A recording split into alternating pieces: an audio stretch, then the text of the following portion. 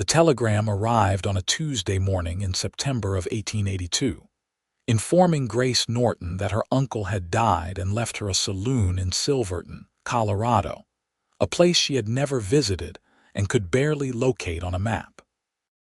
Grace stood in the cramped Boston boarding house room she shared with two other seamstresses, holding the yellow paper with trembling hands while her roommates whispered behind her.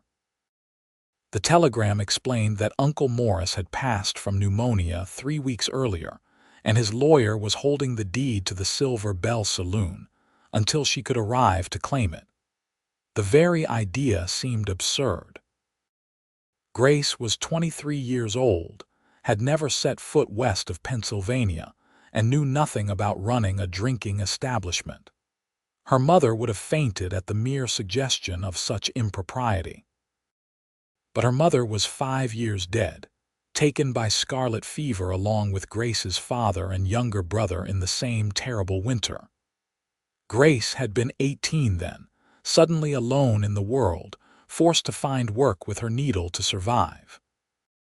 5 years of squinting over hems and buttonholes in poor light, 5 years of saving every spare penny, 5 years of dreaming about something more than this gray existence. Now fate had handed her an unexpected gift, wrapped in the rough paper of frontier life. She gave her notice that afternoon. Her supervisor at the dress shop sniffed disapprovingly and warned her that decent women did not venture west alone, but Grace had stopped caring about such pronouncements long ago. Decency did not fill an empty stomach or pay for a warm room in winter. She packed her few belongings into a worn carpet bag, used most of her savings for a train ticket, and within a week found herself rattling westward across the seemingly endless expanse of America. The journey took 6 days, each one carrying her farther from everything familiar. The train climbed into mountains that made Grace's breath catch, their peaks still dusted with early snow despite the autumn season. Other passengers spoke of silver strikes and fortunes won and lost, of towns that sprang up overnight and disappeared just as quickly. Silverton, they told her, had survived longer than most, anchored by several productive mines that continued to yield ore even as other strikes played out. When Grace finally stepped off the train onto the wooden platform at Silverton, the thin mountain air made her dizzy. The town sat in a valley surrounded by peaks that seemed to touch the clouds, their slopes already golden with turning aspen. The main street stretched before her, a mix of false-fronted buildings and rough log structures, the whole place humming with an energy Boston had never possessed. Men in dusty clothes moved with purpose, freight wagons rumbled past, and somewhere nearby a hammer rang against an anvil in steady rhythm. She found the lawyer's office above the general store, climbing a narrow staircase with her heavy bag. Samuel Henderson was a thin man with wire spectacles who looked surprised to see her, as if he had not quite believed she would come. "Miss Norton," he said, rising from behind a desk piled with papers, "you received my telegram." "I did, Mr. Henderson. I came as quickly as I could arrange passage." He studied her for a moment, taking in her worn but respectable traveling dress and the determined set to her jaw. "Your uncle was a good man, honest, fair in his dealings. The Silver Bell has a solid reputation as far as such establishments go." "I would like to see it," Grace said. "Of course." Henderson retrieved a large key from his desk drawer. "I should tell you, Miss Norton, that several parties have expressed interest in purchasing the property. The location is prime, right on Green Street near the busiest section of town. If you wish to sell, I can facilitate negotiations that would likely prove quite profitable for you." The suggestion sent a wave of relief through Grace. Sell? Yes, that made perfect sense. Take whatever money the place would bring, return east, perhaps open a small dress shop of her own. She could have stability, respectability, a quiet life. I would like to see it first, she repeated, before making any decisions. Henderson nodded and led her down the stairs and along the bustling street. Men tipped their hats as they passed, their eyes lingering on Grace with open curiosity. She kept her gaze forward, painfully aware that she was likely the subject of considerable gossip already. A young woman inheriting a saloon would be news in any town, let alone one as rough as this. The Silver Bell stood on a corner lot, a two-story building with large windows on the ground floor and what appeared to be rooms above. The paint was peeling in places, but the structure looked solid. Henderson unlocked the door and gestured for Grace to enter. Inside, the afternoon light slanted through the windows, illuminating a long bar of polished wood, tables and chairs scattered across a wide floor, and a small stage at the far end where musicians might play. Everything was covered in a thin layer of dust, but beneath it Grace could see quality. The bar had an ornate mirror behind it, slightly tarnished but still magnificent. The chairs, while rough, were sturdy and well-made. A large painting of mountain scenery hung on one wall, surprisingly beautiful. "Your uncle closed the place 3 months ago when he took ill," Henderson explained. "The staff dispersed to other establishments, but everything here is still in working order as far as I know. There is inventory in the storeroom, glasses and bottles behind the bar. The rooms upstairs served as living quarters for your uncle and also provided lodging for a few regular boarders." Grace walked slowly through the space, her footsteps echoing on the wooden floor. She could almost hear the phantom sounds of music and laughter, the clink of glasses and the shuffle of cards. This had been her uncle's life, a man she barely remembered from one visit when she was very small.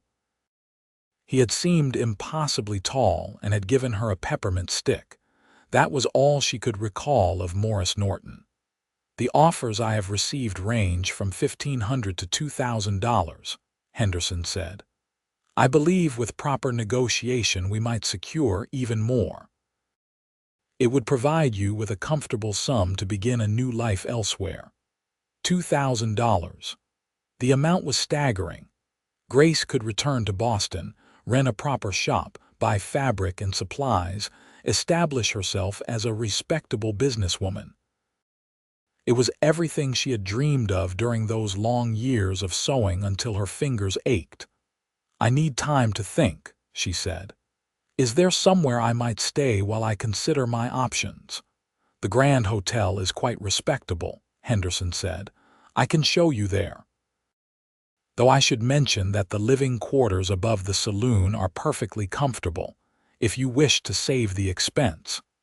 Your uncle's rooms are furnished, and there is a separate entrance around the side of the building." The thought of staying in a saloon seemed improper, but Grace's remaining funds were limited. The train ticket had consumed most of her savings. She needed to be practical. "I will stay upstairs," she decided, "at least for now." Henderson looked uncertain but handed her the key. "As you wish." "The lock on the side door is a bit stubborn. You have to jiggle it just so." He demonstrated, and the door swung open to reveal a narrow staircase. "Please let me know when you have made your decision about the sale. I will be happy to arrange meetings with interested buyers." After he left, Grace climbed the stairs to explore her temporary home.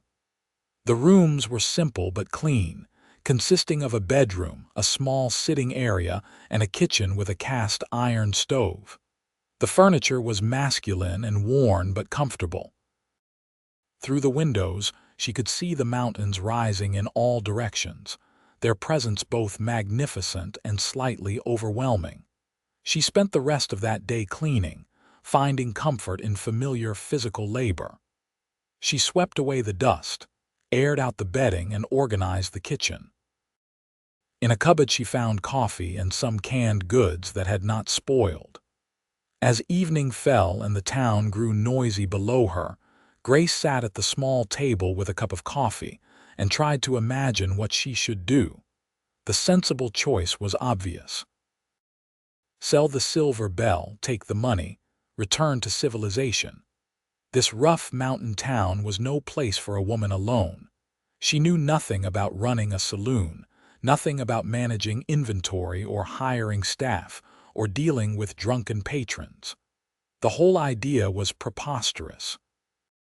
And yet, as she sat in the gathering darkness, Grace felt something she had not experienced in years. Possibility.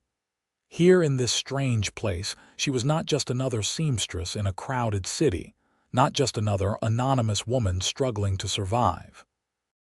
Here she had an asset, a chance to build something. The thought both terrified and thrilled her. She slept poorly that first night, the sounds of the town keeping her awake. Somewhere nearby a piano played, slightly out of tune but enthusiastic. Men's voices rose and fell, punctuated by bursts of laughter. Once she heard what might have been gunshots, distant and echoing off the mountains, and her heart raced until silence returned. This was a different world entirely from Boston. In the morning, Grace walked the town, wanting to understand the place before making her decision. Silverton was larger than she had expected, with several streets of businesses and houses spreading out from the main thoroughfare. She passed multiple saloons, a theater, several hotels, churches at either end of town, a school and countless shops selling everything from mining equipment to fancy dresses. The population seemed to be primarily men, but she saw enough women and children to suggest that families lived here too, not just prospectors and drifters.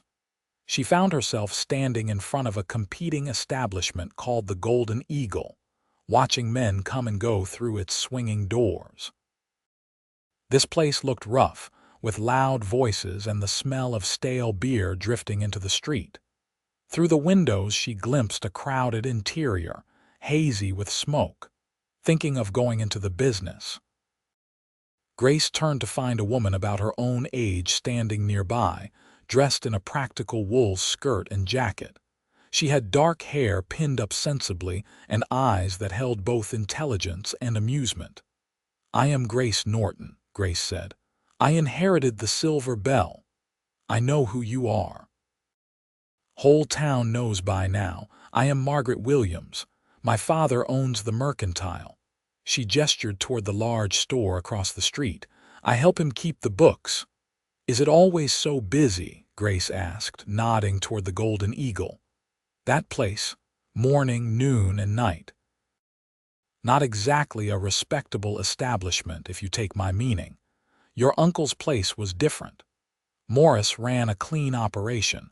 No upstairs girls, no crooked gambling, no watered whiskey. Men went to the Silver Bell because they knew they would get fair treatment and decent entertainment. The miners respected him for it. You knew my uncle. Everyone knew Morris. He had been here since '67, back when the town was just getting started. He helped organize the volunteer fire brigade, contributed to the school fund, always made sure his employees were treated well. When he got sick, half the town stopped by to check on him. His death was felt as a real loss. Grace absorbed this information, trying to reconcile the generous community member with her vague childhood memory of the tall man with peppermint sticks. "I am considering selling the property." Margaret studied her carefully. "That would be a shame. We could use more women like you in this town. Women like me. You do not know me at all. I know you came all the way from Boston by yourself to claim your inheritance. That takes courage. I know you are staying above the saloon instead of hiding in a hotel. That shows practical sense. And I know you are walking around asking questions instead of just taking the first offer and running. That suggests you are genuinely considering your options. Am I wrong?" Grace found herself smiling despite her uncertainty. "You are quite observant. I pay attention.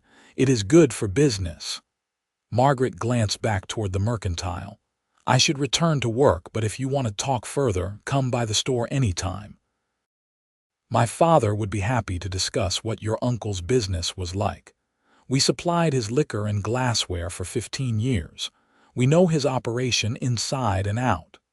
After Margaret left, Grace continued her exploration. She discovered that Silverton sat at an elevation of over 9,000 feet, which explained the thin air and cool temperatures even in early autumn. The town existed primarily to support the nearby silver mines, which employed hundreds of men. Those men needed places to eat, drink, sleep, and spend their earnings, hence the proliferation of saloons, restaurants, hotels, and shops. The Silver Bell's location was indeed prime, as Henderson had mentioned. It stood on a corner where miners would pass on their way from the residential areas to the main commercial district. Several other successful businesses occupied nearby buildings. The competition was fierce, but the customer base seemed large enough to support multiple establishments. By mid-afternoon, Grace found herself back at the mercantile, accepting Margaret's invitation to talk. The store was impressively large, packed with goods from floor to ceiling. Margaret's father, Thomas Williams, was a stout man with a jovial manner who greeted Grace warmly. "Morris Norton was one of my best customers," he said, leading her to a quiet corner where they could talk. "Regular as clockwork with his orders, always paid on time, never tried to negotiate down my prices unfairly. I was sorry to lose his business." "What exactly did he order?" Grace asked. Thomas pulled out a thick ledger and flipped through pages. Whiskey mainly from Kentucky and Tennessee. He insisted on quality, would not stock the cheap rotgut that some places serve. Beer came from a brewery in Denver. He bought glassware, lamps, oil, cleaning supplies, playing cards, cigars. He brought in performers occasionally, paid for their train fare from Denver or even San Francisco. Let me see, his last full month of operation, which would have been June, his orders totaled about $300. The amount made Grace's head spin. $300 in a single month. That was just from us. He had other suppliers too, but his revenue more than covered it. The Silver Bell did steady business. Not the wildest place in town, but reliable. Men knew they could relax there without worrying about being robbed or cheated. Thomas looked at her seriously. "Are you thinking of reopening it?" "I do not know anything about running a saloon." "Did you know anything about sewing when you started?" The question caught her off guard. "How did you know I was a seamstress?" Margaret spoke up from where she was reorganizing a shelf nearby. "You have needle marks on your fingers and your dress shows very fine stitching. Also, you mentioned Boston, and you have the look of someone who has spent long hours doing close work. Your posture, the way you squint slightly." Grace laughed despite herself. "You should be a detective, not a shopkeeper." "I am a shopkeeper who pays attention. That is how we stay successful." Margaret came over to join them, but Father asked a good question. "You learned sewing, presumably. You could learn this too. Sewing is respectable work. This is." Grace struggled for words. "Profitable," Thomas suggested. "Necessary. An important part of the community." Morris provided a service just like the doctor or the grocer or the minister, each in their own way. Men work hard in those mines, dangerous work that breaks their bodies and sometimes kills them. They need a place to forget their troubles for a few hours. Better they do it somewhere clean and honest than in a dive that will rob them blind and send them home drunk in a ditch. The argument made a certain sense, though it challenged everything Grace had been taught about propriety and morality. But then, much of what she had been taught no longer seemed relevant out here in the mountains, where survival and community apparently operated by different rules. "Even if I wanted to try," Grace said slowly, "I would not know where to begin. finding staff, ordering inventory, understanding the laws and licenses.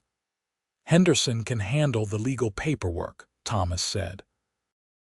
As for staff, I know at least 3 people who worked for Morris who would likely return if the Silver Bell reopened under good management. And for inventory, well, that is what I am here for. I can supply everything you need and help you understand how much to order. Why would you help me? Grace asked suspiciously. What do you gain from this? Thomas grinned. A customer who pays on time and orders quality goods regularly. That is good business for me. But also, I liked your uncle, and I think he would want to see his place continue. And frankly, if the Silver Bell stays closed, someone else will buy that building and turn it into another rough establishment like the Golden Eagle. We have enough of those already. Grace thanked them and left the store with her head spinning.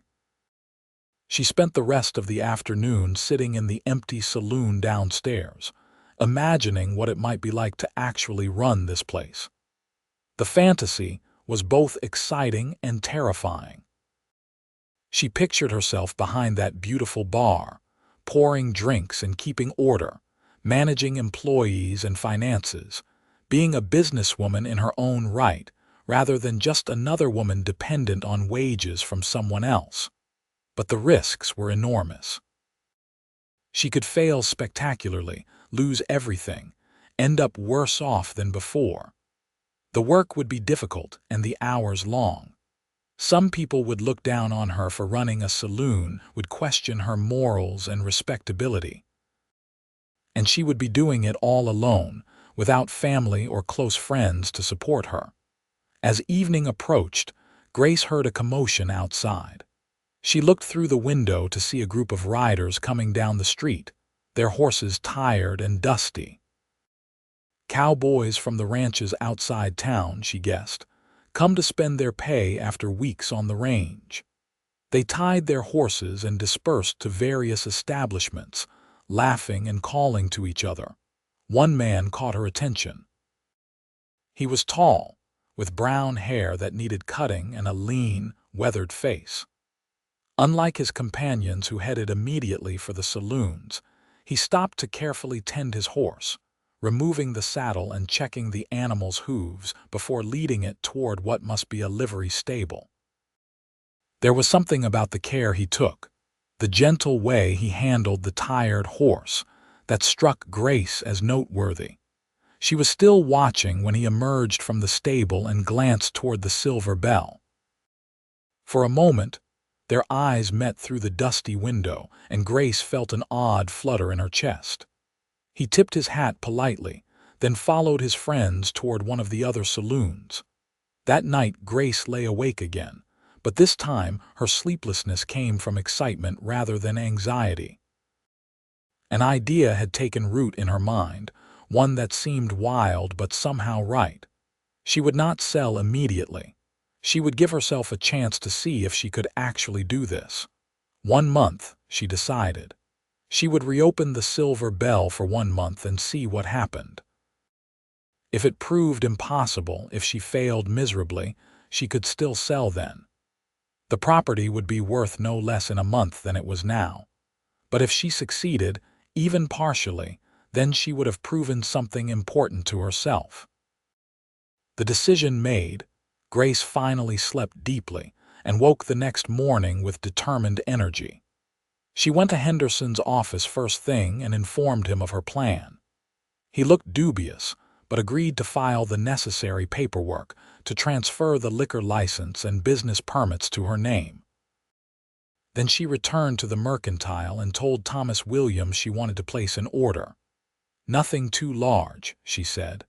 "I need to be conservative with my capital, but enough to open the doors and operate for a few weeks." Thomas nodded approvingly. "Smart thinking. I will put together a starter inventory for you at good prices. When do you want to open?" "As soon as possible. Every day the place sits empty is lost opportunity." Over the next week, Grace worked harder than she had ever worked in her life. She scrubbed the saloon from top to bottom, washing every glass and bottle, polishing the bar until it gleamed, sweeping and mopping the floors until they shone. She cleaned the windows until the mountain views were crystal clear. She oiled the piano on the stage and found to her delight that it was in reasonably good tune. Thomas Williams was true to his word, providing inventory at fair prices and offering advice on quantities and varieties. His delivery boys hauled in cases of whiskey and beer, boxes of glasses, playing cards, lamp oil, and countless other necessities. Margaret came by in the evenings after the mercantile closed and helped Grace organize the storeroom, teaching her systems for tracking inventory. "You need to count everything regularly," Margaret explained. "Otherwise, employees can steal you blind. Not that you should assume they will, but you need to make it clear that you are paying attention. Keep careful records of what you serve versus what comes in. The numbers should match." Through Thomas's connections, Grace contacted 3 of her uncle's former employees. The first was a bartender named Jack Riley, a gray-haired Irishman with a ready smile and 30 years of experience. He came to look at the place, walked around examining everything, then nodded. "Miss Norton, your uncle was a good man to work for, and I would be honored to work for his niece. I know this business inside and out. I can tend bar, manage the evening rush, and handle trouble if it arises, which it will occasionally. This is a saloon, after all." "I cannot pay much to start," Grace warned. "Not until I see what revenue looks like. Morris paid me $20 a week plus a small share of the tips. If you can match that, I am satisfied." $20 a week, Grace calculated quickly. If she hired 3 employees at similar rates, that would be more than $200 a month just for wages. The number was daunting, but Thomas had estimated the Silver Bell could generate $400 to $500 in revenue per month if properly run. The margin would be tight, but possible. The second hire was a young man named Peter Chen, whose parents ran a restaurant at the edge of town. Peter could cook simple meals, play the piano, and keep the place clean. He was 19, soft-spoken, and grateful for the work. The third was a woman named Sarah Mitchell, about 40 years old, who had worked for Morris managing the upstairs rooms and helping serve drinks when the place got busy. She was practical, no nonsense, and clearly pleased at the prospect of the Silver Bell reopening. "Your uncle ran a good house," Sarah said. "I would be glad to help you do the same." With staff hired and inventory in place, Grace set an opening date, October 5th, exactly 2 weeks after she had arrived in Silverton. She had Henderson place an advertisement in the weekly newspaper, announcing that the Silver Bell would reopen under new management, promising quality drinks, honest games, and good entertainment in a clean, respectable establishment. The night before opening, Grace stood in the saloon looking around at everything she had accomplished.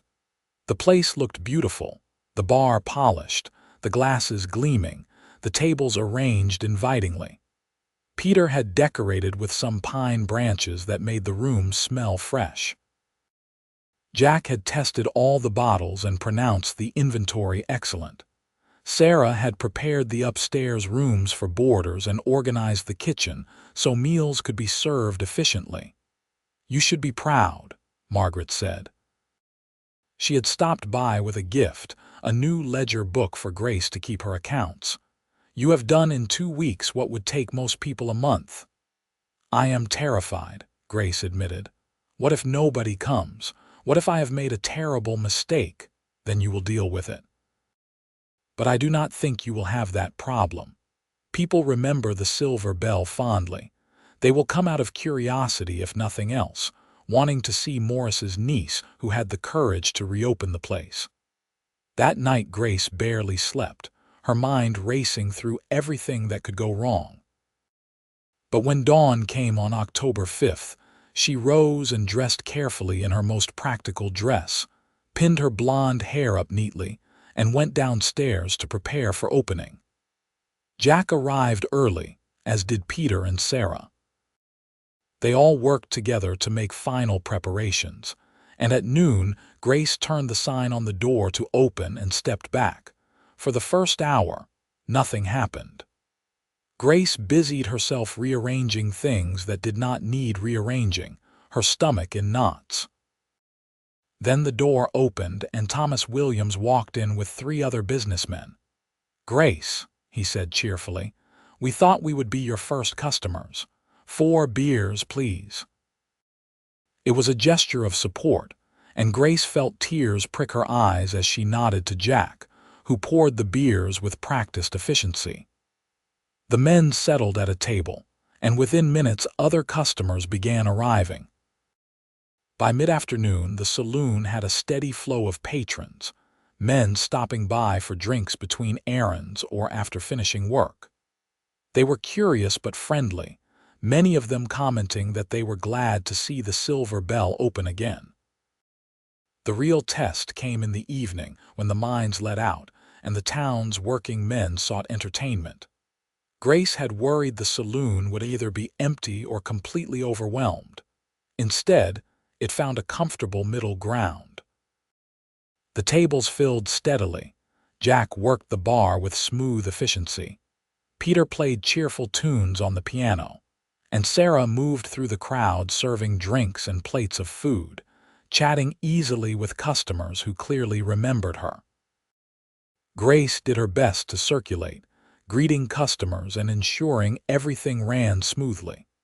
She was not comfortable with the rough talk and loud laughter, but she forced herself to smile and project confidence she did not entirely feel.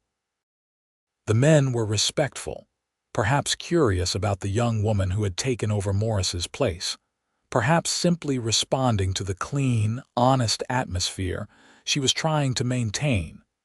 Around 8 o'clock, the group of cowboys she had seen earlier in the week came through the door. There were 5 of them, boisterous from already visiting other establishments. Grace tensed, worried they might cause trouble, but Jack caught her eye and gave a small nod indicating he would handle any problems. The cowboys settled at a large table, calling for whiskey. Grace watched as Jack served them, joking easily while also making clear through his manner that foolishness would not be tolerated. 4 of the men focused on their drinks and a card game, but the 5th, the one she had noticed caring for his horse, glanced around the room with interest. His gaze landed on Grace and he stood, walking over to where she stood near the bar. Up close he was even taller than she had realized, with sun-weathered skin and eyes the color of summer sky. He removed his hat politely. "Madam, I wanted to say this is a fine establishment you are running here." "Thank you, Mr. Vaughn, Adam Vaughn. I work for the 3 Rivers Ranch west of town." He had a low, pleasant voice with a slight drawl. "I knew your uncle some. He was a good man. It is nice to see the Silver Bell open again." "I appreciate that, Mr. Vaughn. I am doing my best to maintain his standards." "Adam, please. And from what I can see, you are doing more than maintaining. This place is cleaner than I ever saw it, and that is saying something because Morris kept it quite tidy." He smiled, and Grace found herself smiling back despite her fatigue. "How are you finding Silverton? It is very different from Boston." "I would imagine so. What brought you west? Besides inheriting the saloon, I mean." "The inheritance was the catalyst, but perhaps I was ready for a change regardless." Grace was surprised at her own honesty. Something about Adam Vaughn's straightforward manner invited openness. "Well, I am glad you came, and I hope you will consider staying." One of his friends called his name, and Adam excused himself with another polite tip of his now replaced hat. Grace watched him return to the table, feeling oddly warm despite the cool evening air coming through the open door. The rest of the night passed in a blur of activity. Grace helped serve drinks, cleared tables, kept track of the money, and tried to remember everything Jack told her about managing a saloon.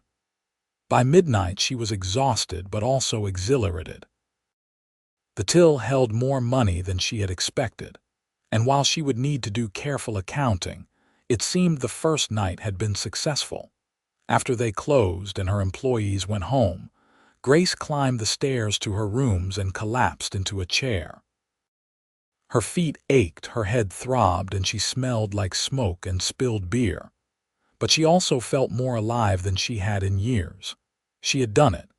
She had opened the saloon and survived the first night. It was just one night, but it was a start. The following days established a pattern. The saloon opened at noon and closed around midnight or later, depending on business. Grace learned to handle the lunch crowd, which was smaller and quieter, while building her stamina for the chaotic evenings. Jack taught her how to spot trouble before it escalated, how to read customers' moods, how to cut someone off diplomatically when they had drunk too much. Peter kept the music lively but not too loud, creating atmosphere without overwhelming conversation. Sarah managed the boarding rooms and proved invaluable at diffusing tensions with a sharp word or knowing look. Grace's days became a cycle of work, brief sleep, and more work. She kept meticulous records of inventory and income, comparing her numbers against Thomas Williams's projections. By the end of the first week, she was cautiously optimistic. The Silver Bell was making money, not a fortune but enough to cover expenses with some left over. More importantly, it was building a loyal customer base of men who appreciated the quality and honesty. Adam Vaughn became one of the regulars. He came to town most weekends, sometimes with his fellow ranch hands but often alone. He always stopped at the Silver Bell, usually ordering whiskey and sometimes playing cards with the other patrons. He was quiet compared to some customers, but Grace noticed he seemed to genuinely enjoy the atmosphere. He often chatted with Jack at the bar or listened to Peter play piano. And he always made a point to speak with Grace, asking how business was going, commenting on improvements she had made, sometimes sharing stories about ranch life. Grace found herself looking forward to these conversations, though she told herself it was simply because Adam was polite and respectful, a gentleman in a rough world. 3 weeks into her venture, on a particularly busy Saturday night, trouble arrived in the form of a drunk miner who took offense at losing a card game. He accused the other players of cheating and grabbed one man by the shirt, drawing back his fist. Jack started moving from behind the bar, but Adam was faster. He stood from his own table and placed a firm hand on the angry miner's shoulder. "That is enough," Adam said quietly. "You lost fair and square, we all saw it." The miner spun, rage in his eyes. "Mind your own business, Cowboy." "This is my business. I am a customer here, and I do not appreciate having my evening disrupted by someone who cannot hold his liquor or his temper." Adam's voice remained calm but carried an edge of steel. "You have 2 choices. You can apologize to these gentlemen, finish your drink quietly, and we will all forget this happened. Or you can leave now. Your choice." Grace held her breath, aware that the entire saloon had gone quiet, everyone watching to see what would happen. The miner was larger than Adam and clearly spoiling for a fight, but something in Adam's steady gaze and confident stance made the man hesitate. He looked around at the watching faces, saw no support, and finally deflated. "I lost," he muttered. "Sorry." He threw some coins on the table and stumbled toward the door. The saloon slowly returned to normal conversation and music. Grace let out her breath and caught Adam's eye, mouthing, "Thank you." He nodded and returned to his table as if nothing had happened. Later, after closing, Grace asked Jack about what she had witnessed. "You were going to handle it. Why did Adam intervene?" Jack smiled knowingly. Because Adam Vaughn is sweet on you, Miss Norton. Any fool can see it. He wanted to be the one to protect you and your establishment." "That is ridiculous," Grace said, feeling heat rise to her cheeks. "He is just a polite customer." "If you say so, miss. But I have been tending bar for 3 decades and I know the signs. That man comes here for more than the whiskey." Grace dismissed the comment, but over the following days she found herself watching Adam more carefully, and she had to admit that Jack might be right.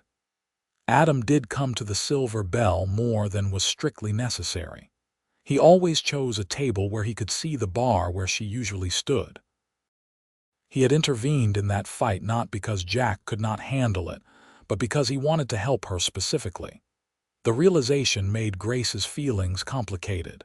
She barely knew Adam Vaughn. Yes, he seemed kind and capable and respected. Yes, he had been nothing but courteous to her.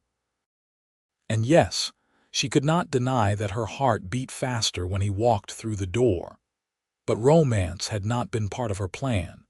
She had come to Silverton to claim an inheritance and determine her future, not to develop feelings for a cowboy.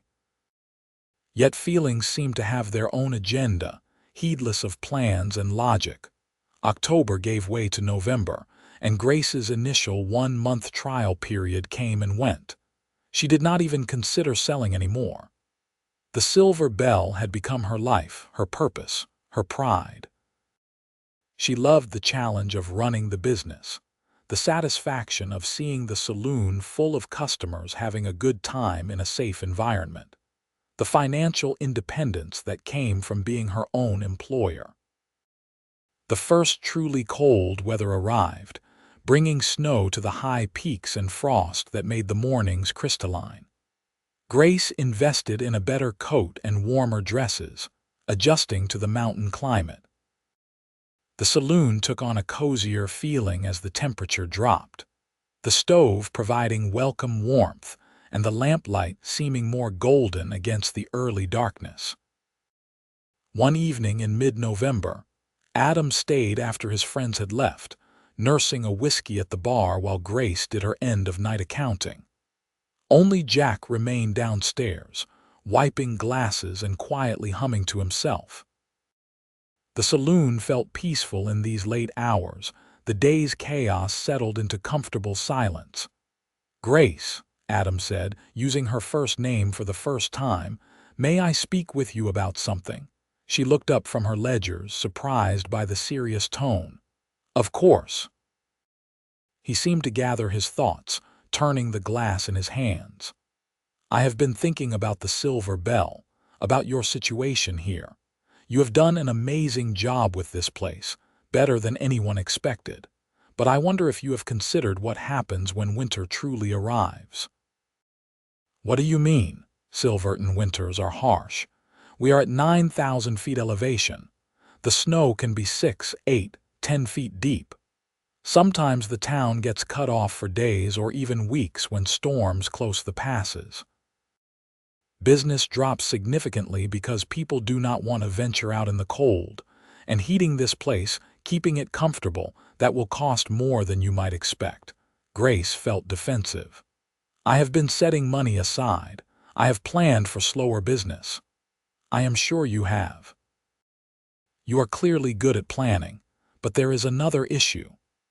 Adam met her eyes directly. "What you have achieved here is impressive, but it is also precarious. You are one woman running a business that requires constant vigilance. You work every day, all day, with no rest. What happens if you get sick? What happens if there is trouble you cannot handle? What happens if you simply need help? I have Jack and Sarah and Peter. They are employees, not partners, not people with a stake in the success of this place beyond their wages." Adam paused. "I want to make you an offer. Let me buy the Silver Bell from you." The words hit Grace like cold water. She stared at Adam, feeling betrayed though she knew that was irrational. He was right that her situation was precarious. He was right that she was working herself to exhaustion. But the thought of giving up the saloon now, after everything she had accomplished, felt like admitting defeat.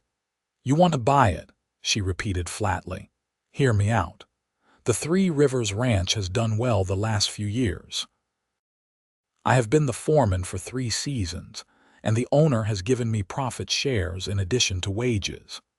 I have saved most of it because there is not much to spend money on when you are living on a ranch. I can afford to buy the Silver Bell at a fair price. More than Henderson's original offers because you have proven the business is viable." "I see." Grace closed her ledger with more force than necessary. "Well, Mr. Vaughn, I appreciate your offer, but I am not interested in selling. Please, let me finish. I am not trying to take this away from you. The opposite, actually. I want to buy the Silver Bell, yes, but I want you to stay and run it, as my partner." Grace's anger faltered, confusion taking its place. "Your partner?" Adam leaned forward, his expression earnest. "You have made this place successful. You have the vision, the dedication, the intelligence to keep it thriving. But you need support. Financial backing for the slower months, someone to share the burden of ownership. Someone who can handle the physical aspects while you manage the books and the staff and the atmosphere that makes the Silver Bell special. I would own the property, but we would run it together. Split the profits equally after expenses. Make decisions together. Build something lasting." It was not what Grace had expected, and she found herself speechless. The offer was generous, perhaps too generous. It would provide security while allowing her to continue the work she had come to love. But it would also mean sharing control, trusting someone she barely knew, entering into a partnership that could become complicated in countless ways. "Why?" she finally asked. "Why would you do this? You could buy any number of businesses. Why the Silver Bell specifically?" Adam smiled slightly. "Because I believe in what you are doing here. Because I think we could build something worthwhile together. And because I have never met anyone quite like you, Grace Norton. You are brave and smart and determined, and I want the chance to know you better, to work beside you, to see what we might accomplish together." The honesty in his voice made Grace's heart race. This was more than a business proposition. Adam was offering partnership, but he was also offering something deeper, a connection that might grow into more given time and proximity. "I need time to think," Grace said. "Of course. It is a big decision. But Grace, winter is coming. Make your decision soon before the reality of a mountain winter makes it for you." After Adam left, Grace sat alone in the silent saloon, her mind churning. She sought out Jack, who was putting on his coat to leave, and asked his opinion. The old bartender considered carefully. "Adam Vaughn is a good man. Honest, hard-working, respected. If you are going to have a partner, you could do far worse. But that is not really what you are asking, is it?" "What do you mean?" "You are asking if you can trust him, if his motives are pure, if you would be giving up your independence." Jack settled back onto a bar stool. "Miss Norton, in my 30 years tending bar, I have learned to read people. Adam looks at you the way a man looks at a woman he is falling in love with.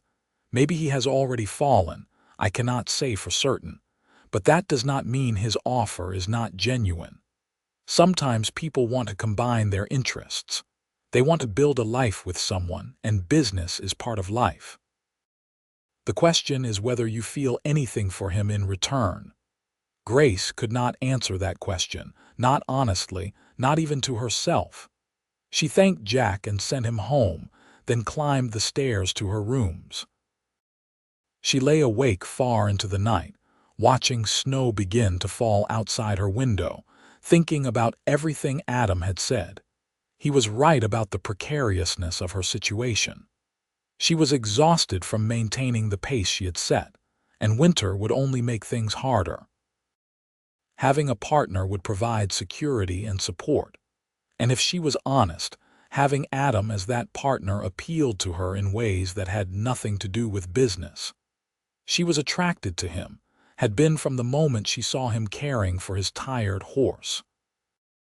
She admired his quiet strength, his courtesy, his clear affection for this place and its people. But accepting his offer meant trusting him with something precious, the independence and achievement she had built entirely through her own efforts. It meant potentially opening her heart to feelings that could complicate everything. It meant change, and change was frightening even when it promised good things. 3 days passed before Grace reached her decision. During that time, she consulted with Thomas Williams, who spoke highly of Adam's reputation and financial stability. She talked with Margaret, who pointed out that partnerships were common in business and could be structured to protect both parties' interests. She reviewed her books carefully, calculating what winter might mean for revenue. And she spent a lot of time simply sitting in the saloon, thinking about what she truly wanted. On the 4th day, she sent word to Adam through one of his ranch hands who stopped by for lunch. She asked him to come to the Silver Bell the following afternoon, when the place would be quiet, and they could talk privately. Adam arrived promptly at 2 o'clock, and Grace led him to a table by the window where they could see the snow-covered mountains gleaming in the pale sunlight. She had prepared careful notes, a list of questions and conditions. "I have considered your offer," she began, "and I am interested. But I have concerns that need to be addressed. Of course. What do you want to know? If you buy the Silver Bell, what legal protections would I have? What prevents you from simply dismissing me once you own the property?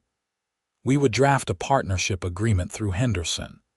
It would specify your role as manager, your profit share, and the conditions under which either of us could dissolve the partnership. We can make it as protective as you need it to be.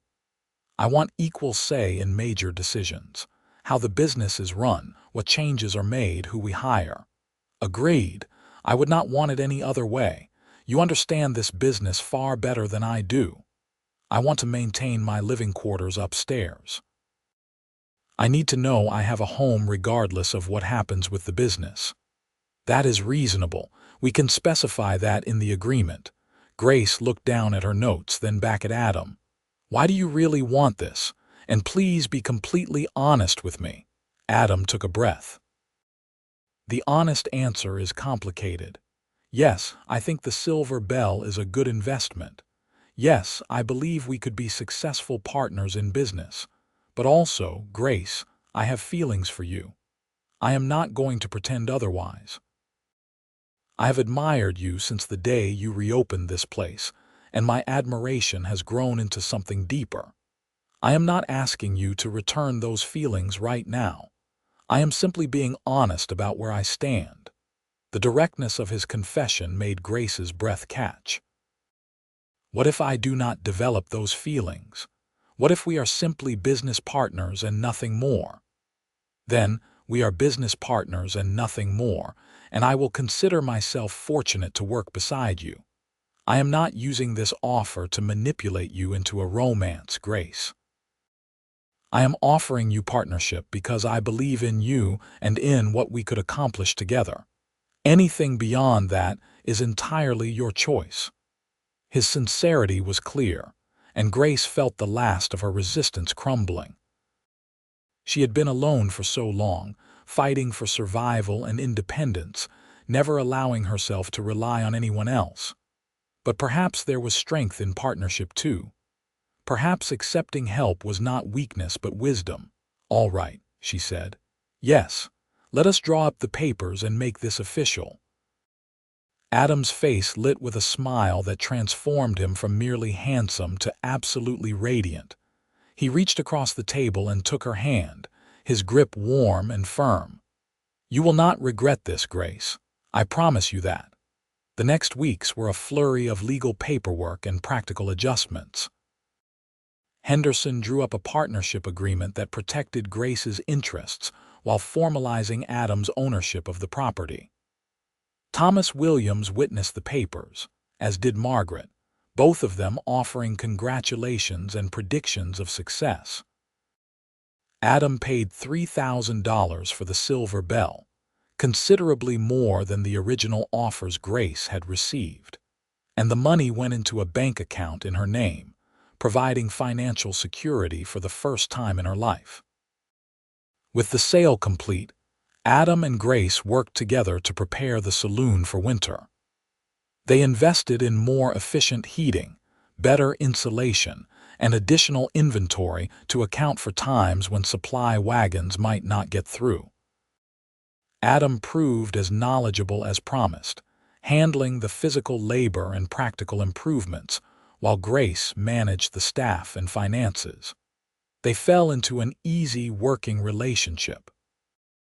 Adam came to town 3 or 4 times a week, staying overnight in one of the boarding rooms when weather or late hours made returning to the ranch impractical. He helped Jack at the bar during busy periods, proved surprisingly adept at handling drunk customers, and took over the maintenance and repairs that Grace had been struggling to manage. She taught him how her inventory systems worked, walked him through the accounts, and found his suggestions for efficiency both intelligent and respectful of her established methods. To Grace's surprise, having a partner was not the loss of independence she had feared. Instead, it was liberating. She could take an afternoon to rest without worrying the saloon would fall apart. She could consult with someone when making difficult decisions.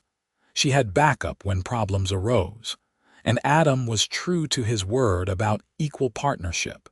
He never dismissed her ideas or pulled rank as owner. Every significant decision they made together, talking through options until they found solutions that satisfied them both. As November turned to December, the weather grew increasingly harsh. Snow fell heavily, piling up in the streets and forcing the town to organize clearing crews just to keep the main thoroughfares passable. Business at the saloon did indeed slow, but not as dramatically as Grace had feared. The Silver Bell became a gathering place for people seeking warmth and companionship during the long, dark evenings. Adam suggested they start serving hot meals beyond the simple fare Peter had been preparing. Grace agreed, and they hired a proper cook named Rosie Talmadge, a widow who made incredible stews and pies. The addition proved popular, drawing customers who came for dinner and stayed for drinks and entertainment. The food also provided revenue during the slower afternoon hours. Throughout all of this, Grace became increasingly aware of her growing feelings for Adam. It was impossible not to when they spent so much time together, working side by side, talking for hours about business and gradually about more personal matters. She learned that Adam was 26 years old, originally from Texas, orphaned young and raised by an uncle who taught him ranching. He had come to Colorado 5 years earlier, drawn by reports of opportunity in the growing territory. He loved the mountains, loved working with cattle and horses, but had been thinking about diversifying his interests for some time. "The ranch is good work," he told her one quiet evening when they sat together after closing, sharing coffee while going over the books. "But it is also hard and uncertain. Cattle prices fluctuate. Weather can destroy a whole year's work. I have seen too many ranchers lose everything to one bad season. Having a business in town provides stability." "Is that the only reason you wanted the Silver Bell?" Grace asked. "No." Adam met her eyes across the table. "It is not the only reason."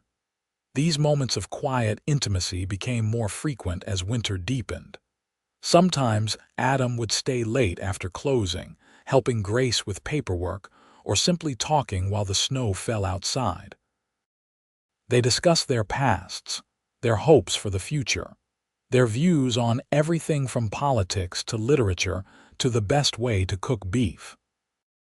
Grace found herself laughing more than she had in years, felt herself opening up in ways she had thought impossible after so much time spent guarding her heart and independence. On Christmas Eve, the saloon was busy with people celebrating despite the cold. Peter played carols on the piano, and someone had brought in pine boughs to decorate, filling the air with their fresh scent. Grace moved through the crowd, feeling genuinely happy for perhaps the first time since her family's death 5 years earlier. She had built something here, had created not just a business but a community gathering place. The Silver Bell was thriving, and she was part of something larger than herself. Late in the evening, Adam pulled her aside to the relatively quiet area by the storeroom. He held a small package wrapped in brown paper and tied with string. "I got you something," he said, looking almost shy. "Just a small gift for Christmas." Grace unwrapped the package to find a beautiful leather-bound journal, far finer than any she had owned. Inside the front cover, Adam had written in careful script, "For Grace Norton, who turned inheritance into achievement and a building into a home. With admiration and affection, Adam Vaughn. December 1882. "It is beautiful," Grace said, touched by the thoughtfulness. "Thank you, Adam. I thought you might want to record things. Recipes, business ideas, or just your thoughts. You have accomplished so much in such a short time, it seems worth documenting." Grace had not gotten Adam anything, had not expected gifts, and felt suddenly awkward. "I am sorry, I did not prepare anything for you. You gave me partnership in this place. You trusted me when you had no reason to. That is gift enough." They stood there in the semi-darkness, the sounds of the celebration muffled by the storeroom door, and Grace felt the air between them charged with something unspoken. Adam reached up and gently tucked a strand of hair behind her ear, his touch feather-light. "Grace," he said softly, "I know I said I would not pressure you about anything beyond our business arrangement, and I meant that. But I also need you to know that my feelings have not changed. If anything, working beside you these past weeks has made me even more certain that you are someone extraordinary. Someone I could very easily fall completely in love with if I have not already." Grace's heart hammered in her chest. She looked up at Adam's face, seeing the honesty and vulnerability there, and realized with sudden clarity that her feelings matched his. She had been fighting it, telling herself it was too soon, too complicated, too risky. But the truth was undeniable. She cared for Adam Vaughn. She admired him, enjoyed his company, trusted him, and yes, was falling in love with him. "Adam," she said, her voice barely above a whisper, "I think I might be falling in love with you too." His face transformed with joy. And then he was cupping her face in his hands, leaning down to kiss her with a tenderness that made Grace's knees weak. She kissed him back, pouring into it all the emotion she had been holding in reserve, all the hope and affection and desire she had been too cautious to acknowledge. When they finally pulled apart, both breathless, Adam rested his forehead against hers. "I have wanted to do that for weeks," he admitted. "I am glad you did." They returned to the celebration hand in hand, and if anyone noticed their linked fingers or the matching smiles, no one commented beyond a few knowing grins. The rest of the night passed in a happy blur, and when the last customer finally left and they closed up, Adam walked Grace to the stairs leading to her quarters. "I should head to my room," he said, though he made no move to leave. "Or you could come upstairs," Grace suggested, surprising herself with her boldness. "Just to talk. I am not ready for the evening to end." Adam smiled. "I would like that very much." They climbed the stairs to Grace's sitting room, and she made fresh coffee while they continued talking, the conversation flowing easily from topic to topic. But beneath the words was a new awareness, an acknowledgement of the feelings they had finally voiced. When Adam eventually left for his own room in the early hours of Christmas morning, he kissed Grace again at the door, a kiss full of promise for the future. The rest of winter passed in a haze of work and growing love. Grace and Adam's relationship developed slowly, carefully, built on the foundation of their partnership. They continued to work together daily, but now there were also stolen moments of romance. Walks through the snowy streets on quiet afternoons. Dinners together after closing, sitting close at a corner table. Conversations that stretched late into the night, learning every detail of each other's lives and dreams. The Silver Bell continued to do well despite the weather. Their reputation for quality and honesty grew, and even in the slowest weeks they maintained steady business.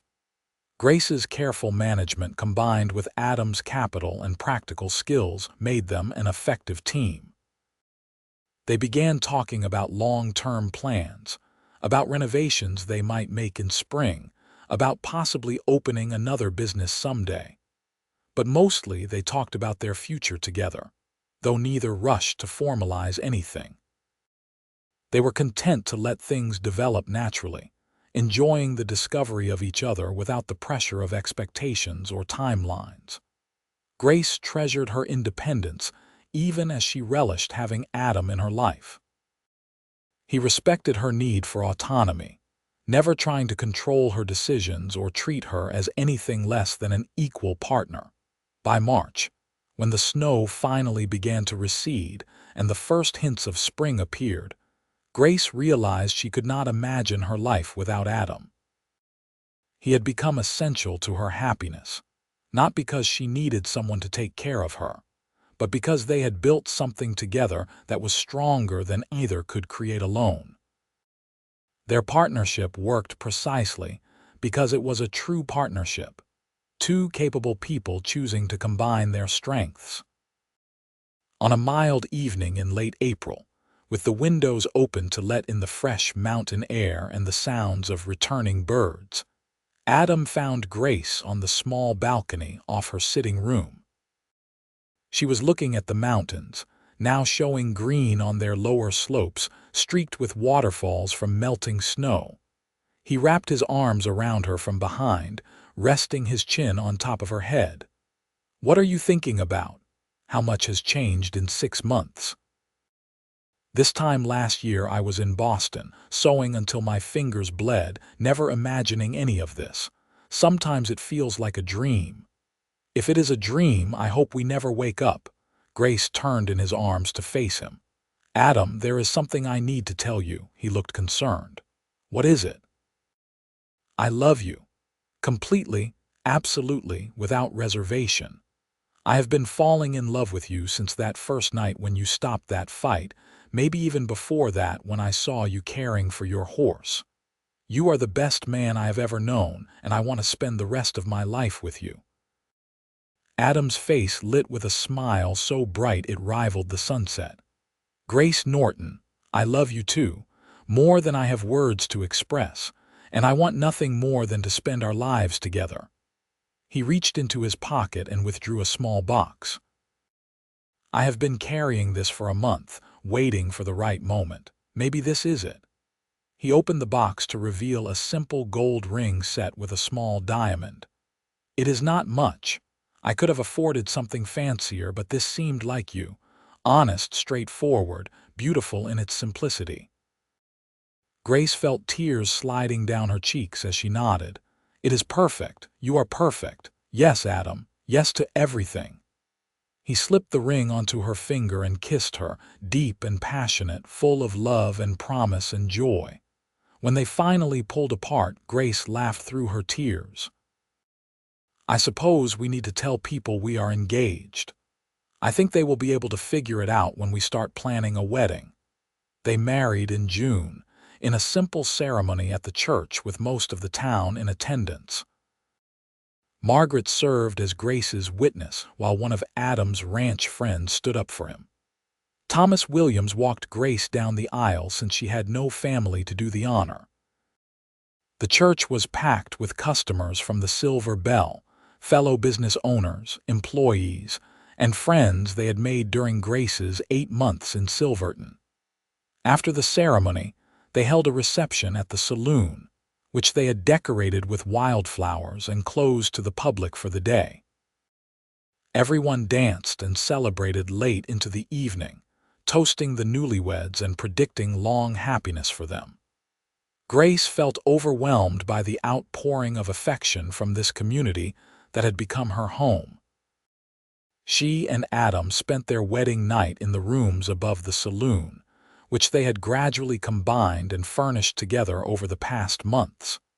Making love for the first time was both nervous and natural, a continuation of the intimacy they had been building emotionally. Adam was patient and tender, focused on Grace's pleasure as much as his own, and Grace gave herself fully, holding nothing back. Afterward, they lay tangled together in the darkness, talking quietly and sometimes not talking at all, simply enjoying the closeness. "Are you happy?" Adam asked, stroking her hair gently. "Happier than I have ever been," Grace answered truthfully. "You have given me everything I did not know I needed." "You gave yourself everything," Adam corrected. "I just had the incredible fortune to be part of it." Their first year of marriage passed in contentment and hard work. They continued running the Silver Bell together, now not just as business partners but as husband and wife, their lives completely intertwined. Adam gave up his position at the Three Rivers Ranch to focus entirely on the saloon and other investments. They purchased a small building next door and opened a boarding house, capitalizing on Silverton's constant need for housing. The venture proved successful, providing steady income and diversifying their holdings. Grace discovered she was pregnant in the spring of 1883, a development that thrilled and terrified her in equal measure. She had not thought much about children, had been too focused on survival and then on building her business. But Adam's joy was so complete that it swept her into excitement as well.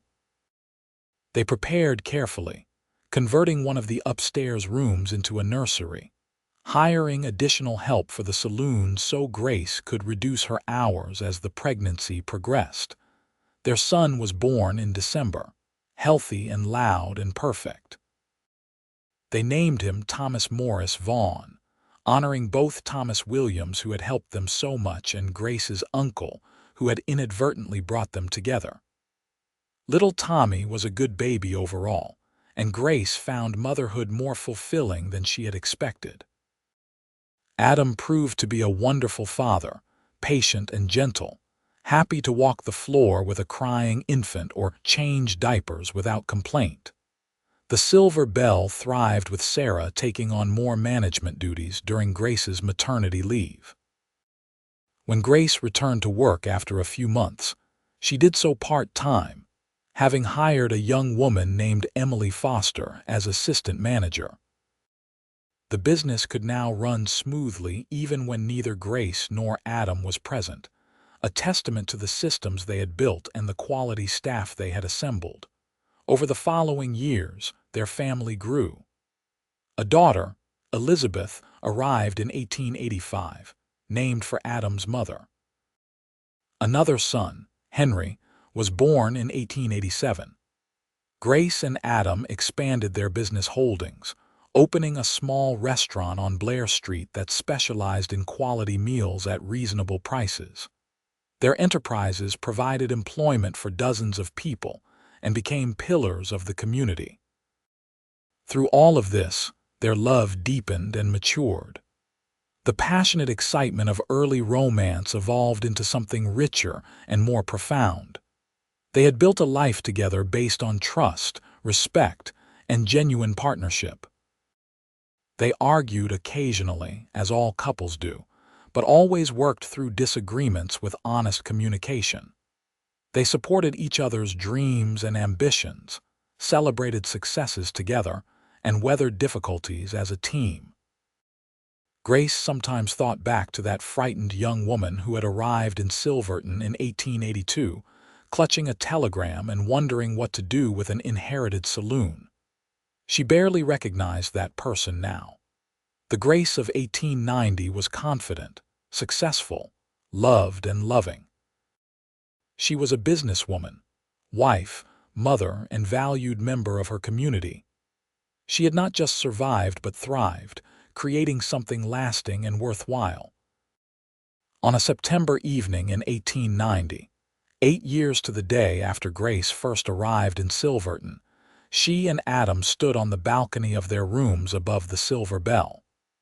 Below them, the saloon hummed with its usual evening activity, the sounds of music and laughter drifting up through the open windows. Their children were already asleep, watched over by Emily, who had become like family over the years. 8 years, Grace said, leaning into Adam's embrace. Sometimes it feels like a lifetime, sometimes it feels like yesterday. You ever regret it, coming here, staying, building this life? Not for a single moment. This is where I was meant to be. You are who I was meant to be with. Everything that came before was just the journey to get here.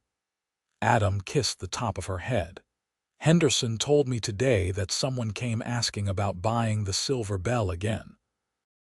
Offered $5,000. Grace laughed. Not for 10 times that amount. This is our home, our legacy. Someday Tommy or Elizabeth or Henry might take it over, or maybe they will find their own paths. But for now it is ours, and I plan to keep it that way. Good.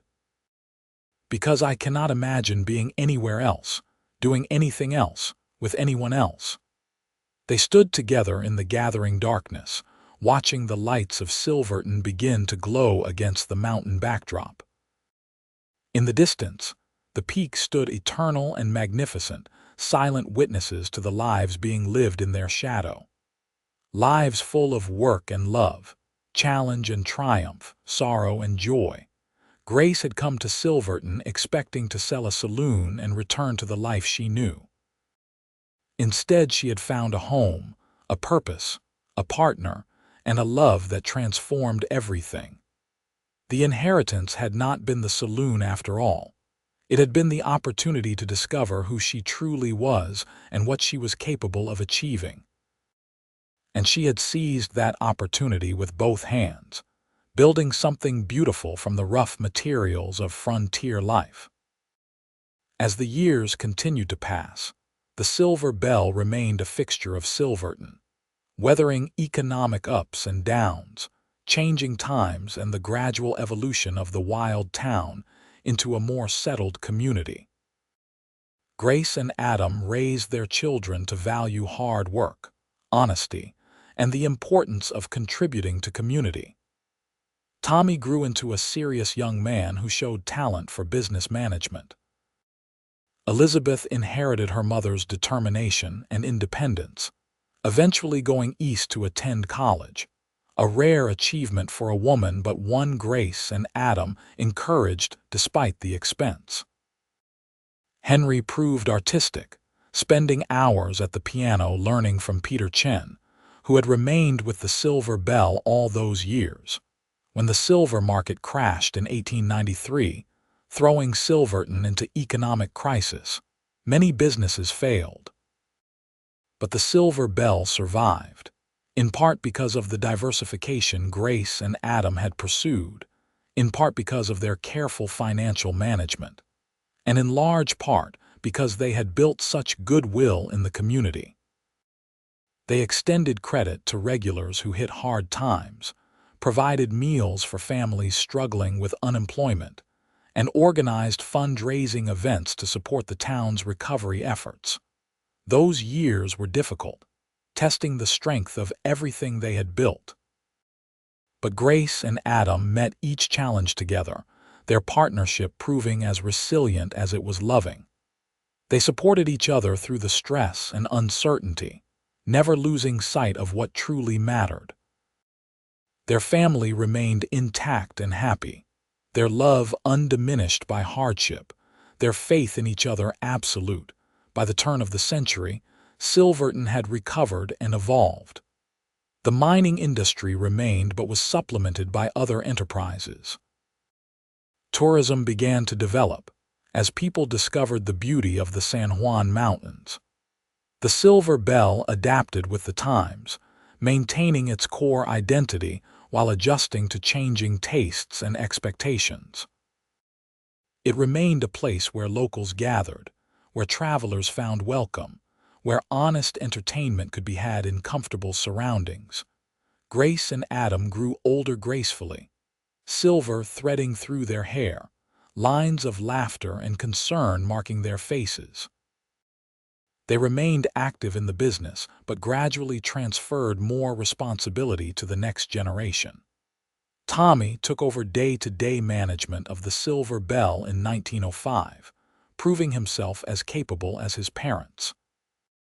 Elizabeth returned from her education to open a school in Silverton, improving educational opportunities for the town's children. Henry pursued music professionally, though he still played at the Silver Bell regularly, keeping alive the tradition Peter Chen had established. On a summer evening in 1907, 25 years after they had first met, Grace and Adam sat on their balcony as they had done countless times before. They were in their 50s now, still healthy and active but aware of time's passage. 3 grandchildren played in the rooms behind them, Tommy's children who visited often. "You remember the night I offered to buy the Silver Bell?" Adam asked, holding Grace's hand gently. "I remember thinking you were trying to take away everything I had worked for. I was so angry until you explained about partnership. I was terrified you would refuse, terrified I had overstepped and ruined any chance I might have had with you." Grace smiled, squeezing his hand. "You gave me everything I needed.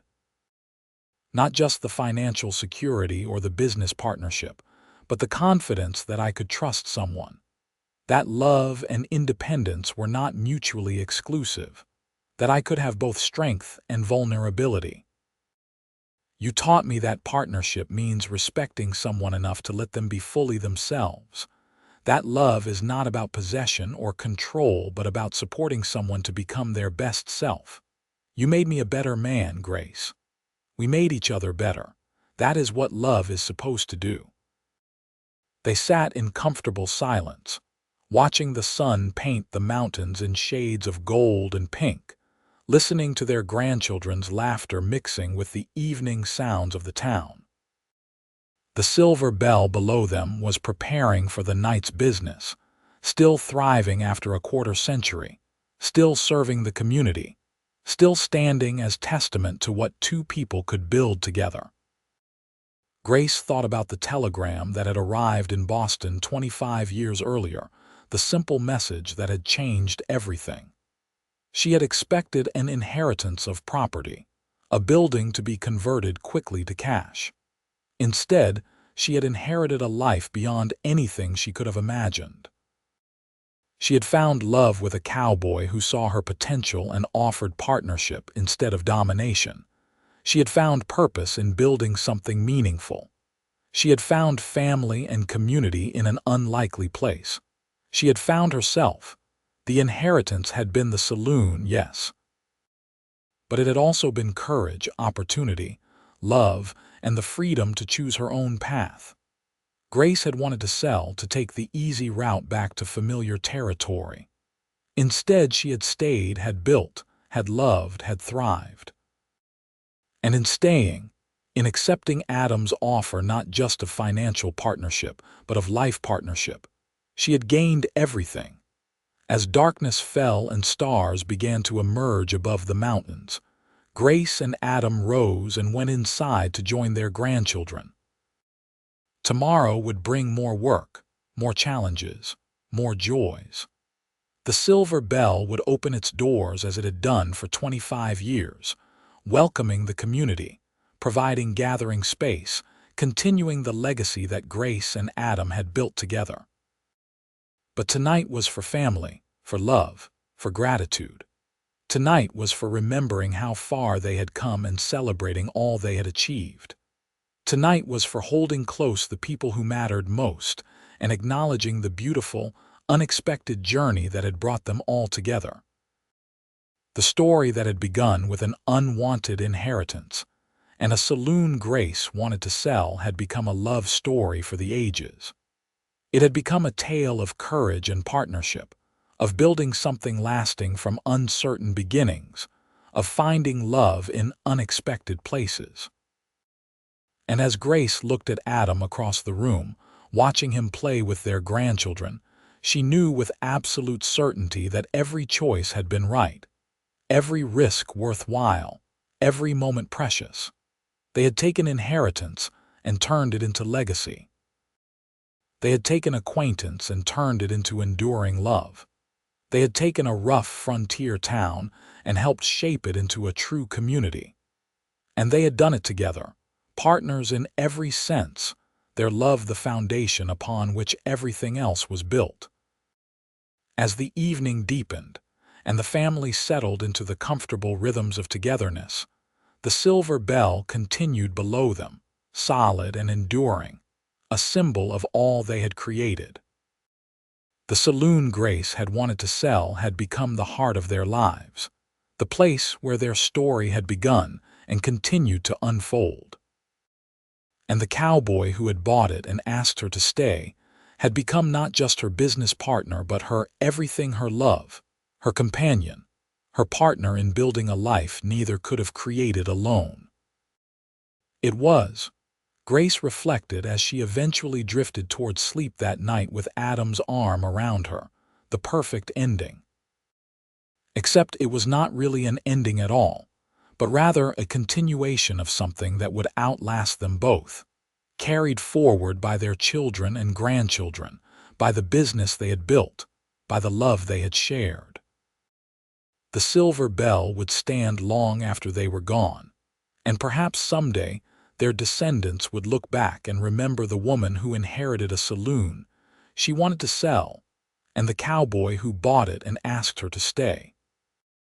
They would remember, and they would understand that some inheritances are not just buildings or money, but the courage to seize opportunity and the wisdom to recognize love when it offers itself in unexpected forms. And so their story became part of Silverton's history, part of the Wild West's legacy, part of the eternal tale of people who dared to build something meaningful against all odds. Grace Norton and Adam Vaughn had taken a simple business transaction and transformed it into something profound and lasting. They had created not just success, but significance, not just partnership, but love that transcended time. They had, in every way that mattered, lived happily ever after, their lives intertwined with the history of the place they had helped build and the community they had served. The end of their story was really just another beginning, the continuation of legacy and love that would echo through generations, all of it starting with a telegram, an inheritance, a saloon, and a cowboy brave enough to offer partnership to a woman who had the courage to say yes.